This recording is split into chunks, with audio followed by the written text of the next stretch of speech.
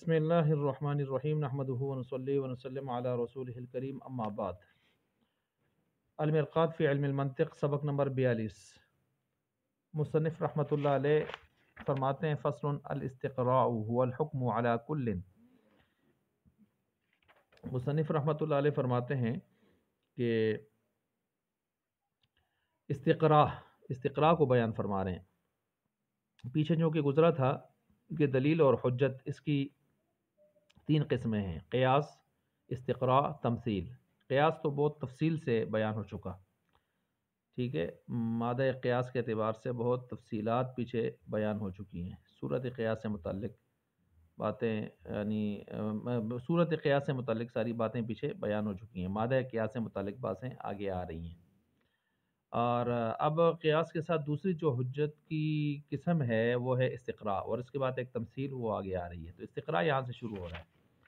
استقراء کیا چیز ہے؟ تو استقراء کے بارے میں یاد رکھیں، استقراء لغوی اعتبار سے دیکھیں تو تتبع اور تلاش کے معنی میں، تفتیش کے معنی میں ہوتا ہے، اور اصطلاحی منطق کے اعتبار سے دیکھیں تو کسی کلی کی جزیات کے حالات کی تفتیش کر کے ان میں کسی خاص وصف کو دیکھنا اور اس وصف کا حکم تمام کلیات پر یا کلی پر لگا دینا، اس کے تمام افراد پر، جزیات پر لگا دینا۔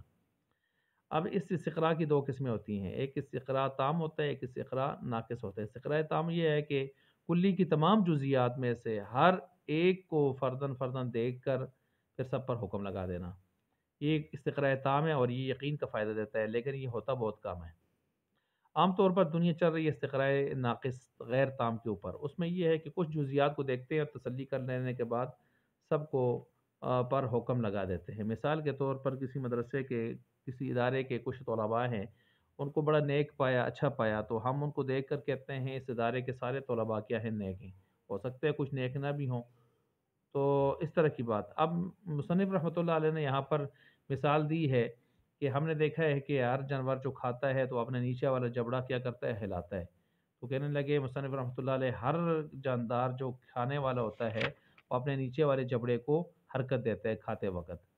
تو اب دیکھیں یہ استقراء تام نہیں ہے، ناقص ہے، غیر تام ہے۔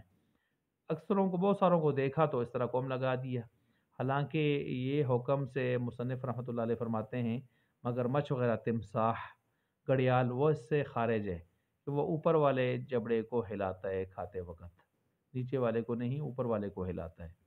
اب دیکھیں وہ بھی ایک جاندار کھانے والا ہے، لیکن وہ اس حکم سے مستثنیٰ ہو گیا، گویا مطلب ہر جزی کو نہیں دیکھا گیا، اس کا مطلب یہ ہو گیا، ٹھیک ہو گیا۔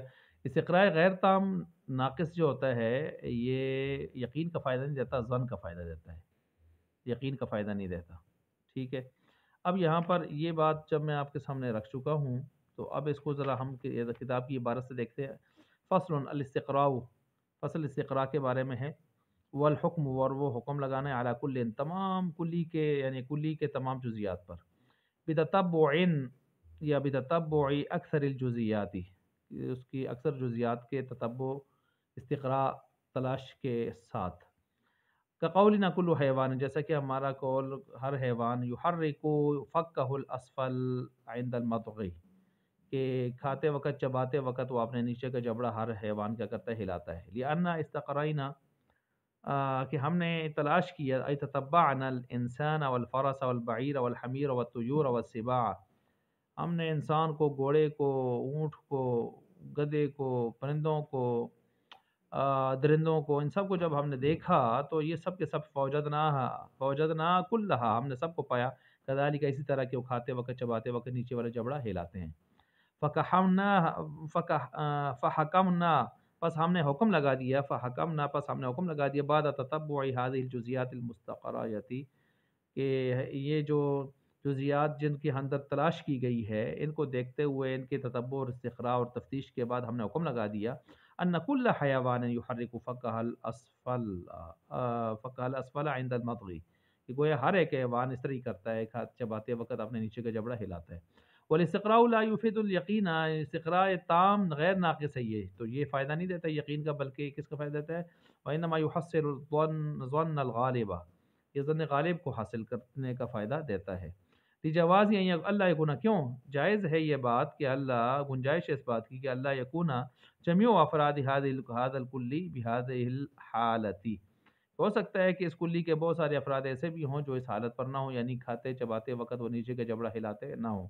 کما یقال، جیسے کہ کہا جاتا ہے ان التمساح، مگر مچھ گھڑیال، لیس علی هذه الصفت، اس صفت پر نہیں ہے، یعنی وہ کیا ہے وہ صفت اس کی، وَلْيُحَرِّكُ فَكَّهُ الْأَعْلَى، وہ چباتے وقت اوپر والا جبڑا ہلاتا ہے۔ تو یہ آپ کے سامنے استقراء کو ہم نے تفصیل سے بیان کر